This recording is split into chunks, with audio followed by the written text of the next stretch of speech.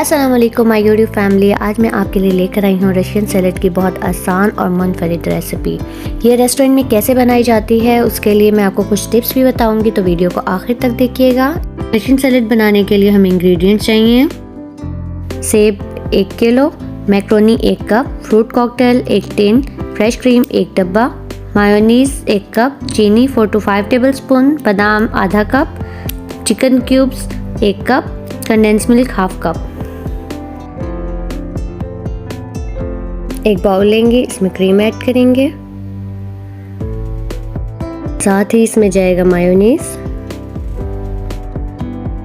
अभी तक अगर आपने मेरा चैनल सब्सक्राइब नहीं किया तो सब्सक्राइब कर लें और बेल आइकन का बटन प्रेस करना मत भूलिएगा। साथ ही इसमें जाएगा कंडेंस मिल्क। अगर आपके पास अवेलेबल नहीं है तो आप स्किप भी कर सकते हैं। अब इसमें जाएगी चीनी 3 to 4 टेबलस्पून और black pepper half tea spoon. इस सबको अच्छी तरह से मिक्स कर लेंगे। मिक्स करते हुए हमने कंसिस्टेंसी इसकी चेक करनी है, बहुत ज़्यादा थिक नहीं होना चाहिए। इस दौरान मैंने कॉकटेल सिरप डाला था हाफ कप। मिक्सचर हमारा रेडी हो गया। अब इसमें हम ऐड करेंगे बादाम, इसको मैंने लंबाई में कट कर लिया था। अब ऐड करेंगे फ्रूट कॉकटेल, आप चाहें तो जस्ट पाइनएप्पल भी ले सकते हैं।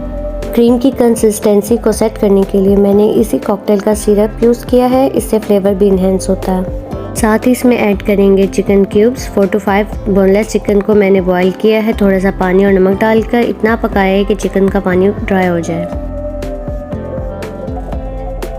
अब इसमें ऐड करेंगे मैक्रोनी। 1 कप मैक्रोनी को बॉईल कर लिया है 3 गिलास पानी में, हाफ टी स्पून नमक और 1 टीस्पून ऑयल डालकर। बॉईल आने पर मज़ीद 7 मिनट पका लेंगे मीडियम फ्लेम पर। मैक्रोनी को छान लेंगे और ठंडा करके ऐड करेंगे।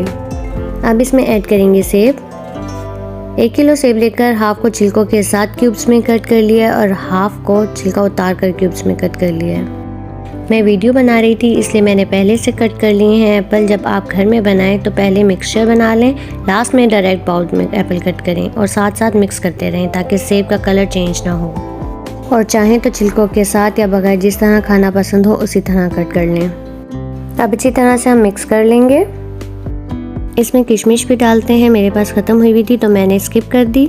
आपके पास अवेलेबल हो तो किशमिश को धोकर 5 मिनट पानी में भिगो दें, नरम हो जाए तो ऐड कर लें। अब चीनी को चेक कर लेंगे, अगर ज़रूरत पड़ेगी तो और ऐड कर लेंगे। बादाम से गार्निश करेंगे और ठंडा होने के लिए 1 घंटे के लिए फ्रिज में रख देंगे।